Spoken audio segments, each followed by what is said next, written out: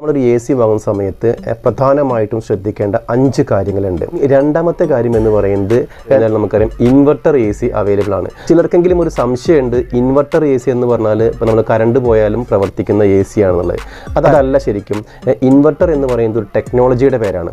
ഇപ്പോൾ നമ്മൾ ഒരു എ സിയുടെ ഏറ്റവും പ്രധാനപ്പെട്ട ഒരു ഭാഗം അതിൻ്റെ കംപ്രസറാണ്. അപ്പോൾ ആ കംപ്രസർ നോർമൽ കംപ്രസറും ഇൻവെർട്ടർ കംപ്രസറും ഉപയോഗിക്കുകയാണെങ്കിൽ നമ്മളൊരു കൂളിംഗ് സെറ്റ് ചെയ്ത് കഴിഞ്ഞാൽ ആ കൂളിംഗ് എത്തിക്കഴിഞ്ഞാൽ എന്ത് ചെയ്യും, ഈ കംപ്രസർ ഓഫ് ആവുകയാണ് ചെയ്യുക. അതാണ് നോർമൽ കംപ്രസറിൽ വരുന്നത്. അതേസമയം നമ്മൾ പുതിയ ടെക്നോളജി ആയിട്ടുള്ള ഇൻവെർട്ടർ ടെക്നോളജി ഉപയോഗിക്കുമ്പോൾ കംപ്രസറിൻ്റെ സ്പീഡിൽ വേരിയേഷൻ വരും. അത് പൂർണ്ണമായിട്ടും ഓഫ് ആവുന്നില്ല എന്നതാണ്. ഏറ്റവും മിനിമം സ്പീഡിൽ കറങ്ങും. പിന്നെ എന്ത് ചെയ്യണം, തണുപ്പ് കുറയുമ്പോൾ വീണ്ടും എന്ത് ചെയ്യുന്നു, കംപ്രസറിൻ്റെ സ്പീഡ് കൂടി വരും. അങ്ങനെ ഒരു സ്പീഡ് വേരിയേഷൻ കൊണ്ടാണ് നമ്മുടെ കൂളിങ്ങിനെ അത് കൺട്രോൾ ചെയ്യുന്നത്. സാധാരണ ഈ കംപ്രസറുകളിൽ അത് പൂർണ്ണമായിട്ടും ഓഫായിട്ട് വീണ്ടും ഓണായി വരുന്ന സമയത്ത് കൂടുതൽ കറണ്ട് ഉപയോഗിക്കുന്നതാണ്.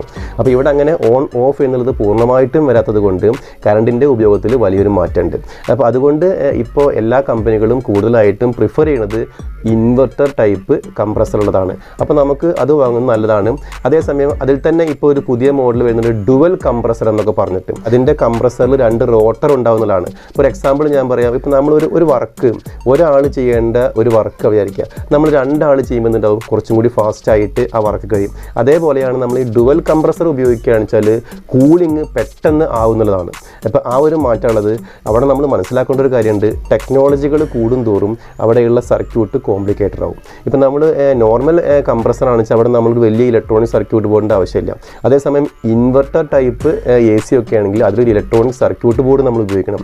അപ്പോൾ ആ ബോർഡിന് എന്തെങ്കിലും തകരാറ് വന്നു കഴിഞ്ഞാൽ അത് സർവീസ് ചെയ്യാൻ പറ്റിയില്ലെങ്കിൽ ഏകദേശം 7,000-8,000 രൂപ ആ ബോർഡിന് വില വരുന്നുണ്ട്. നമുക്ക് വാറണ്ടി പീരീഡിലാണെന്ന് വെച്ചാൽ എന്ത് ചെയ്യും, അത് കമ്പനി സർവീസ് ചെയ്യും. വാറണ്ടി കഴിയുമ്പോൾ നമുക്കതൊരു ബുദ്ധിമുട്ടാവും.